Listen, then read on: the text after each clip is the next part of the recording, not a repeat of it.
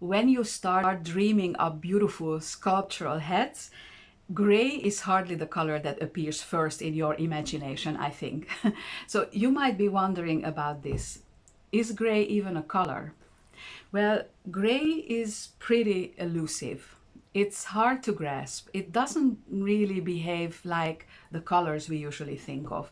So it's very natural, it's very neutral, it almost disappears sometimes. And it can be even too serious and too formal. So maybe it is the reason why I haven't really talked about it until now. So as hat makers, we tend to choose colors that catch the eye. Colors that make our shapes pop, colors that bring a little alchemy to the design, and shades that illuminate the face and it give it energy. And gray is not one of those colors. But that doesn't mean that gray has no place in hat making. On the contrary, it does. It simply asks us to work a little differently, with a little bit more patience, a little bit more subtlety, and an eye for very small nuances. So gray sits on the spectrum between black and white, and even though some people don't consider black and white as colors, for today let's just call them colors, okay? And so black can be difficult when you are making sculptural hats. So black absorbs a lot of light. It hides the details you worked so hard to create. And you will basically see the silhouette of the hat, but not the fine details, not the depth.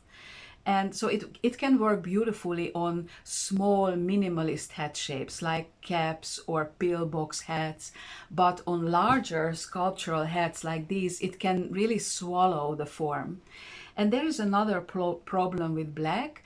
So black sculptural hats can appear so heavy when you wear them, so incredibly overpowering, that they rarely bring any magic to the face of the wearer.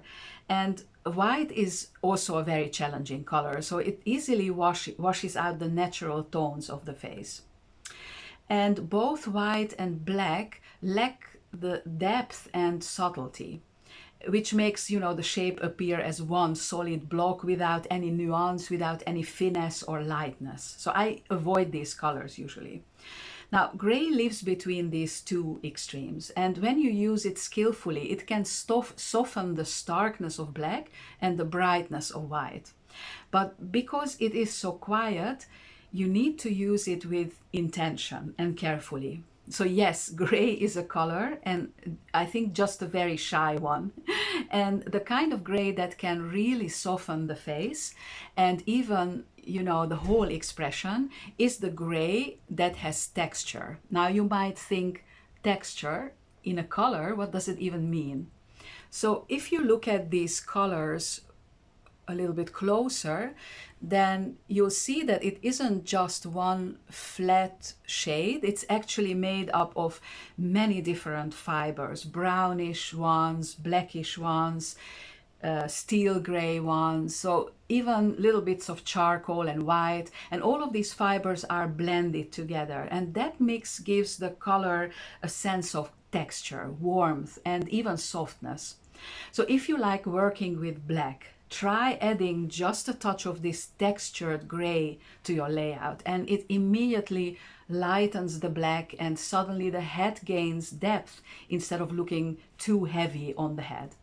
And when you blend colors on the surface, for example, light gray and medium gray and then black, you can create something beautiful and dramatic. So just want to show you this example. So this looks so beautiful and dramatic in a hat. Now there's another thing that gray does really, really well. It creates a perfect backdrop for other colors. It creates contrast that makes other colors really pop. And this is actually why I use gray so often when I'm doing optical color blending.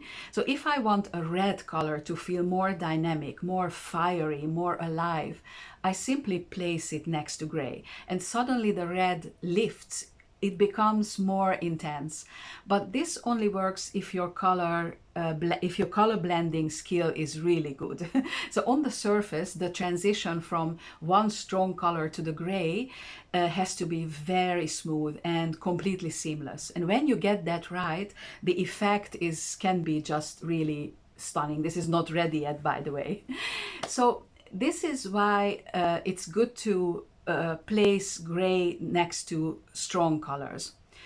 So, but you have to be also mindful of the subtle hue that gray carries, because not all grays are the same and they don't work together well with every color. So for example, gray with a bluish tone works beautifully with dark blue or teal, but gray which has warm undertones in it, that pairs really well with, for example, orange and red. And those tiny shifts in tone, they really make a huge difference. So be careful of that. And there is a final bit of magic that this technique can offer, especially the darker shades of gray. It is the way it creates a beautiful shadow-like effect in the head when you mix it with other colors. And that, my friends, is the true art of color blending. That is where your head begins to stand out. And it is becoming unique, nuanced, and truly stunning through these light and shade effects. So I hope this helps you in seeing gray as your ally and encourages you to use it in creative ways to enhance the 3D effects of your head. And if you want to learn to master these color effects, meanwhile creating beautiful and elegant heads, come and join me in Color Couture, my upcoming online hat making course. So in Color Couture, we combine the best of these two worlds, so stunning head shapes and striking color effects. And imagine your heads coming alive with shadows, highlights, and beautifully blended shades that make each design just pop. And this is your chance to create heads that truly, truly stand out. And you learn to precision sculpt 3 really beautiful designs, each enhanced with color blends that make your creations personal, expressive, and unforgettable. That's really important too. So you learn so much about color choices and shaping techniques. This will give you the freedom to design your next beautiful head collection with complete clarity and joy. So doors will close on Saturday, the 29th of November. So make sure you don't miss this deadline. And to check out the details, I will put the link for you in the description below. So just click on that and check out the details. So I hope to see you in Color Couture. And in the meantime, keep blending those beautiful colors and create some magic.